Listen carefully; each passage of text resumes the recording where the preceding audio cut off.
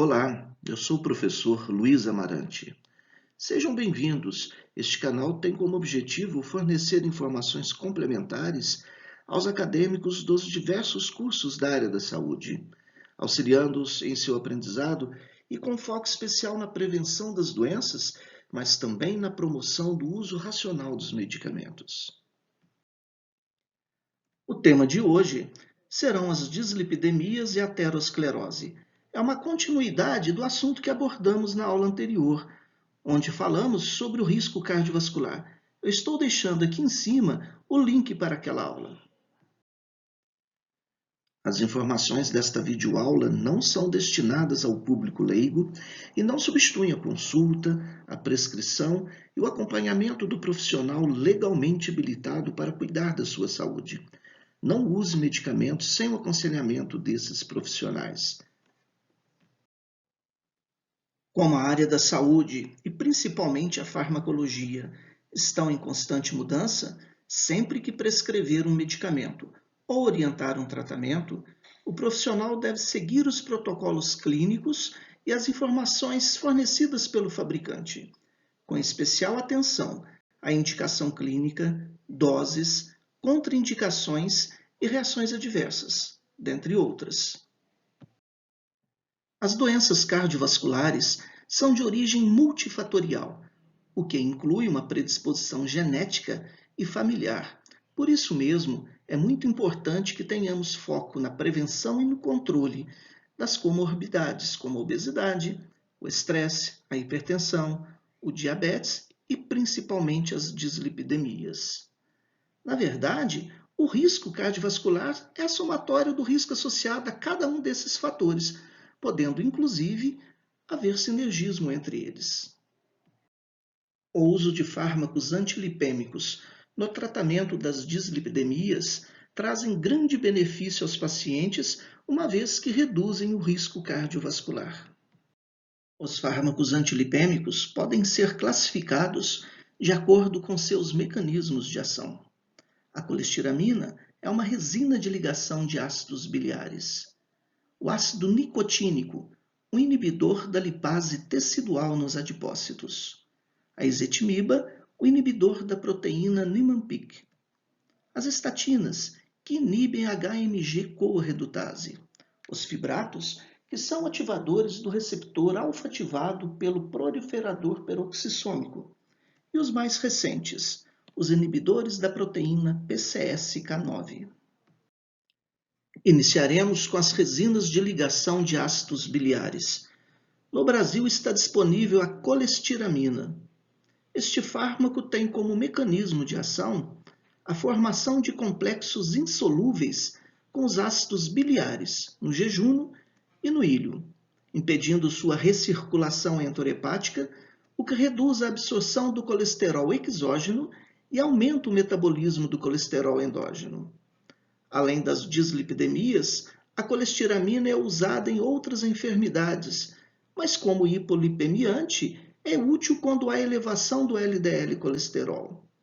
Deve-se avaliar os níveis sanguíneos de triglicerídeos em pacientes que estejam usando esta resina, pois pode ocorrer agravamento da hipertrigliceridemia.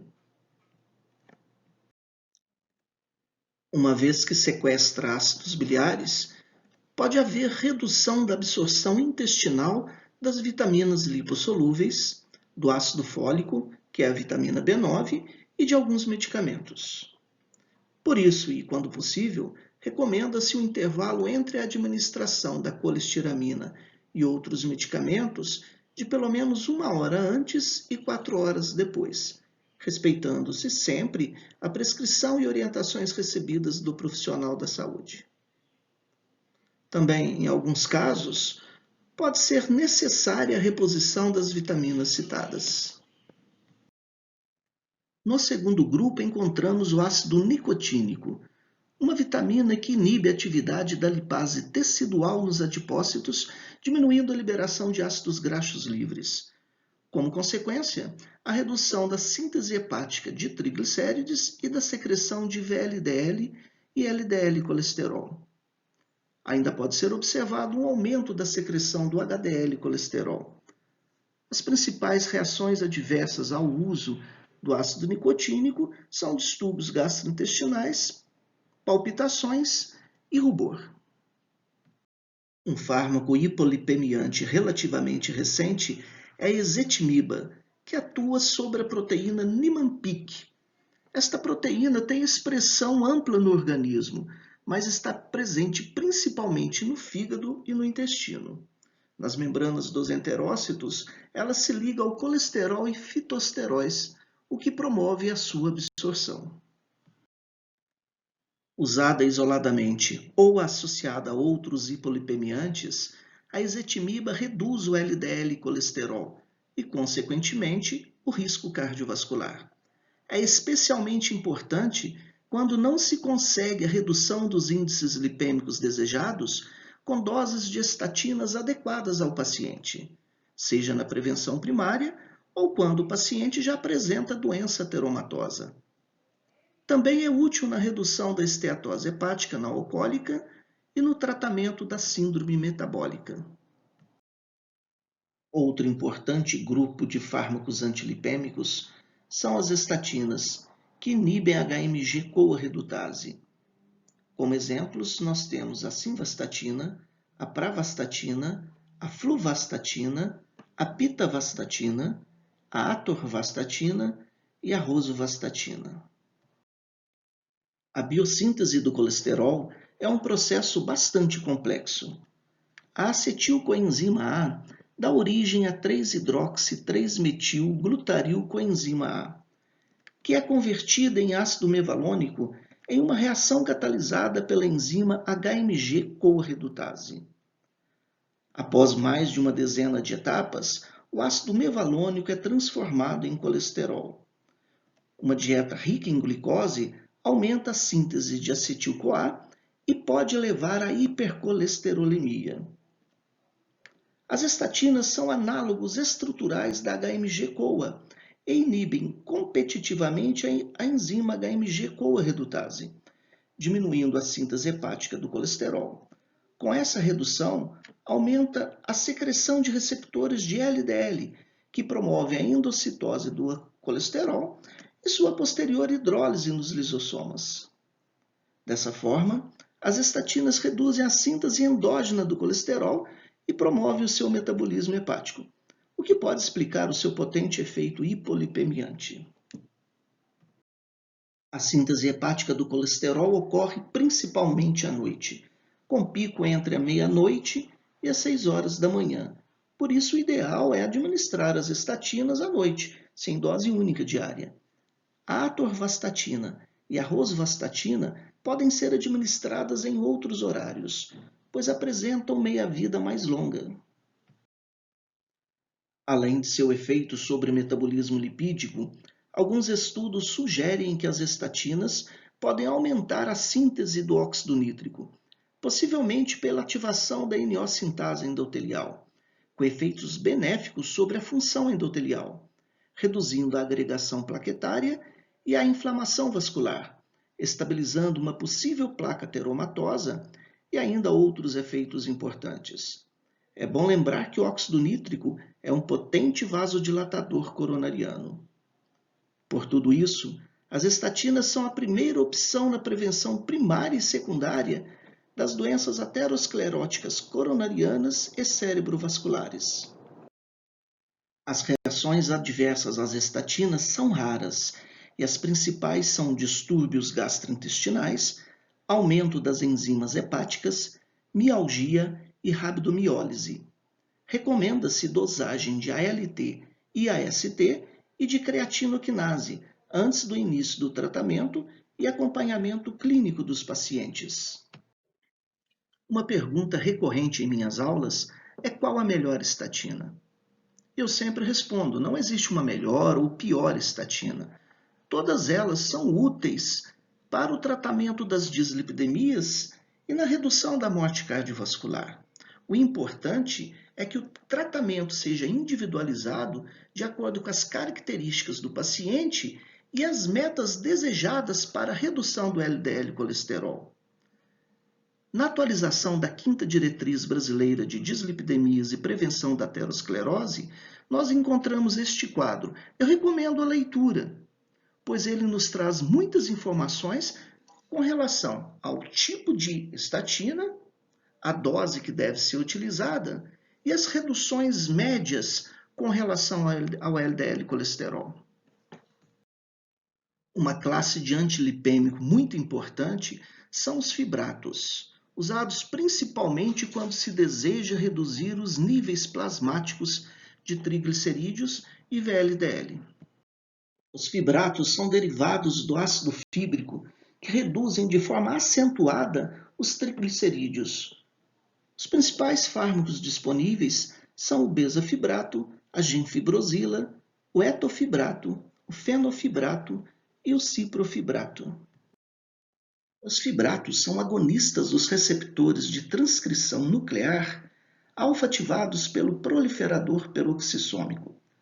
E com isso, há um aumento tanto da secreção quanto da atividade da lipase lipoproteica, com consequente aumento da hidrólise intravascular dos triglicérides. Observa-se ainda uma diminuição da ApoC3, e nós sabemos que esta apolipoproteína inibe a lipase lipoproteica. Estudos mostram que quando o LDL está associado à ApoC3, há um maior risco de doença arterial coronariana. Há também um aumento na síntese do HDL.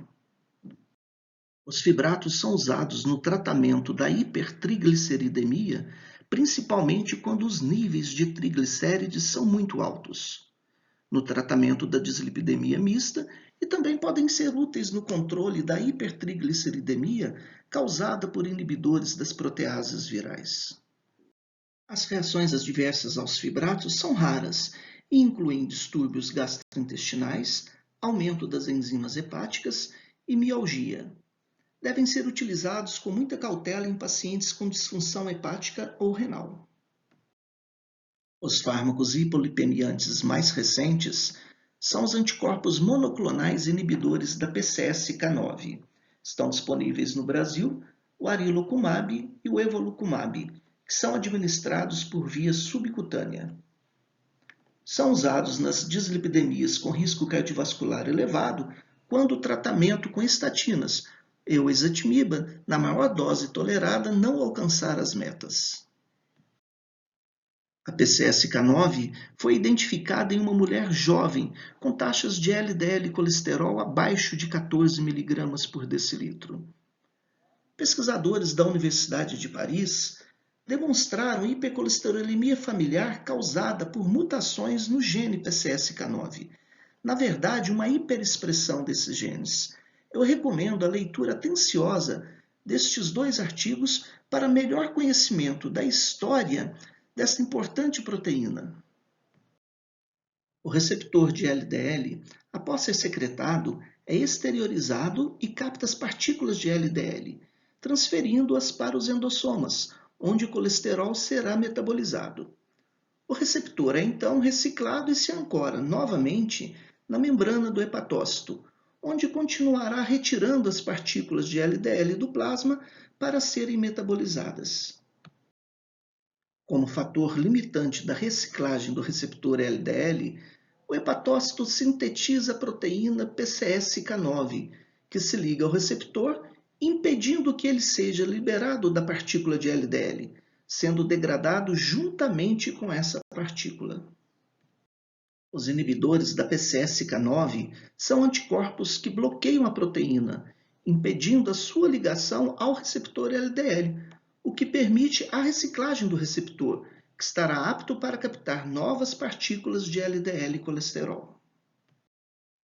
A perspectiva para o desenvolvimento de novos fármacos antilipêmicos, a maioria deles baseados na farmacogenômica, são grandes, inclusive uma possível vacina, mas isso será tema de outras aulas. Como estamos vendo, são muitos fármacos disponíveis para tratar as dislipidemias. Mas qual eu devo usar? Antes de falarmos sobre os medicamentos, é sempre bom lembrar que para a promoção da saúde cardiovascular é importante a manutenção de um estilo de vida saudável. que, como você já sabe, inclui uma nutrição adequada, o controle do peso corporal, a prática de atividades físicas, os cuidados com a saúde mental, não fumar e evitar o uso de bebidas alcoólicas e de qualquer outra substância que possa lhe fazer mal. Essas práticas e ações devem receber o acompanhamento de um profissional especializado. Além de outras características fisiológicas e clínicas do paciente, a escolha do hipolipemiante deve considerar o risco cardiovascular, se muito alto, alto, intermediário ou baixo, e qual a fração lipídica encontra-se alterada, se o colesterol, os triglicerídeos ou ambos. Embora seja indispensável saber se o paciente apresenta dislipidemia primária, de origem genética em suas variadas expressões, ou secundária, devido ao estilo de vida, associada a doenças metabólicas ou pelo uso de medicamentos, não trataremos deste tema nesta aula, mas recomendo que você estude o assunto e leia atentamente a atualização da Diretriz Brasileira de Dislipidemias e Prevenção da Aterosclerose, de 2017, que aborda de forma muito didática o assunto. Conhecer o risco cardiovascular do paciente é muito importante, não só no tratamento das dislipidemias, mas também na prevenção e tratamento das doenças cardiovasculares como um todo.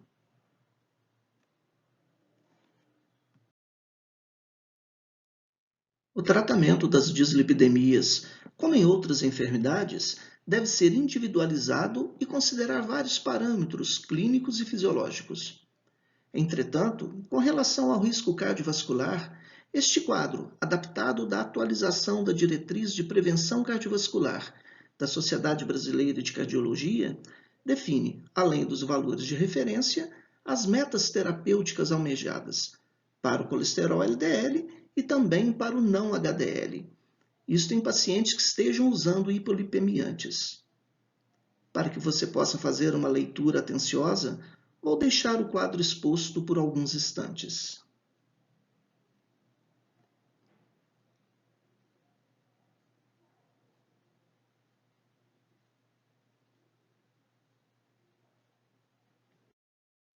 Para a elaboração desta videoaula, foram utilizadas estas referências bibliográficas, as quais eu recomendo uma leitura muito atenciosa. E, logicamente, o aprendizado acumulado após anos de estudo, de ensino e de pesquisa em farmacologia.